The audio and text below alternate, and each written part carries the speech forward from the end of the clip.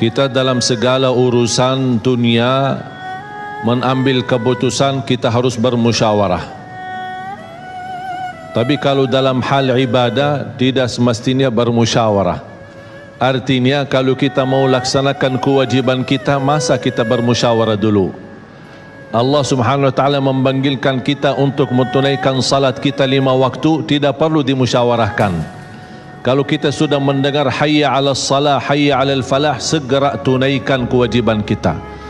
Kalau kita perhatikan dalam Al-Quran, banyak ayat-ayat yang Allah Subhanahu wa taala ikatkan salat dengan zakat, atau bahasa lain salat dengan infak, sebagaimana firman Allah Subhanahu wa taala di suratul Baqarah, dan saya yakin semuanya hafal. A'udzu billahi minasyaitonir rajim. Bismillahirrahmanirrahim. Alif Lam Mim. Dzalikal kitabu la raiba fihi hudan lil muttaqin. Alkitab ini petunjuk bagi siapa? Bagi muttaqin. Dan Allah menjelaskan sifat-sifat mereka. Kalau kita ingin meniru mereka, ingin bergabung bersama mereka, ingin menjadi seperti mereka, ikutilah penjelasan Al-Quran. Siapa si al-muttaqin ini? Allah Subhanahu wa taala sebutkan, alladzina yu'minuna bil ghaibi wa yuqimuna as-salata wa mimma razaqnahum yunfiqun. Mereka adalah yang beriman tentang ghaib. Apa yang ghaib? Allah, malaikat, jannah, surga, neraka, segala sesuatu yang ghaib mereka percaya, walaupun mereka tidak melihat dengan mata sendiri. Dan sifat mereka alladzina yuqimuna as-salah. Beda artinya yuqimuna as-salah sama yusallun. Ada orang hanya kerjakan salat, tapi ada orang mendirikan salat. Ada 2 orang salat di saf pertama, sama-sama ruku', sama-sama sujud, sama-sama membaca Al-Quran, tetapi satu diterima oleh Allah, satu tidak diterima oleh Allah. Apa persoalannya?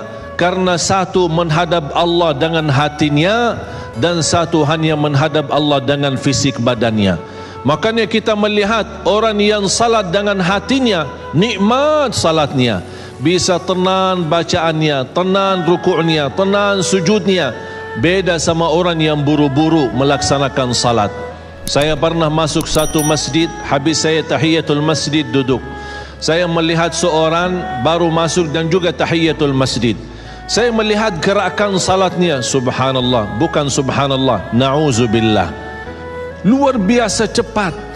Saya hanya menangkapi bacaan gerakan salatnya. Saya baca Al-Fatihah, saya baru selesai waladdallin amin, dengan saya mencuba bagaimana bandingkan bacaan Al-Fatihah dengan salat beliau, dia sudah sampai ke tahiyat, padahal baru saya selesai surat Al-Fatihah. Salat apa ini yang kita kerjakan? Banyak orang-orang berlomba-lomba seolah-olah ada juara. Siapa yang paling cepat selesai salat dapat juara 1.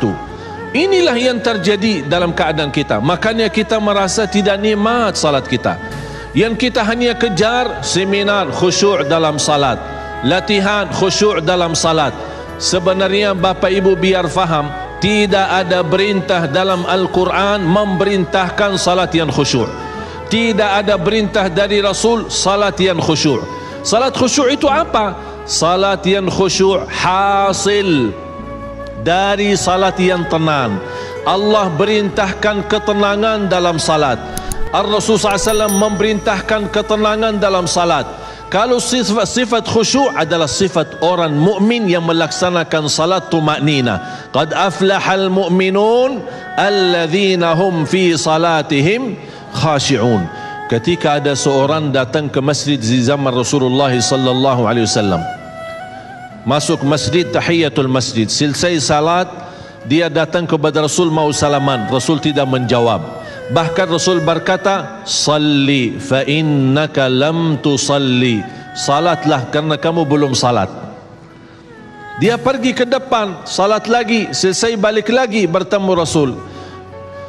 Mau salaman, Rasulullah SAW tidak menjawab. Salli fa innaka lam tusalli. Salat dulu karena kamu belum salat. Sampai 3 kali dikasih tahu oleh Rasulullah SAW. Akhirnya orang berkata, mohon maaf ya Rasulullah, saya tidak tahu selain ini salatku. Gimana? Kata Rasulullah SAW, fa idza qumta faqum mutma'inna. Kalau berdiri, berdiri tenang, tumaknina. Tumaknina salah satu rukun di dalam salat. Tidak sah salat seorang tanpa Al-Fatihah, betul? Sama tidak sah salat seorang tanpa tumaknina. Baca tenang, rukuk yang tenang, sujud yang tenang, wallahi akan terasa nikmat. Dari hasil ketenangan dan upaya dan ikhtiar kita akan muncullah rasa khusyuk. Karena khusyuk bukan sesuatu yang datang dari luar, tapi khusyuk sudah ada di dalam hati. Tinggal bagaimana cara dikelola, bagaimana bisa dikembangkan cara salat yang tenang. Makanya Allah ikatkan salat dengan infak. Semakin mulia salat kita, insya Allah semakin mudah melaksanakan infak dan bersedekah.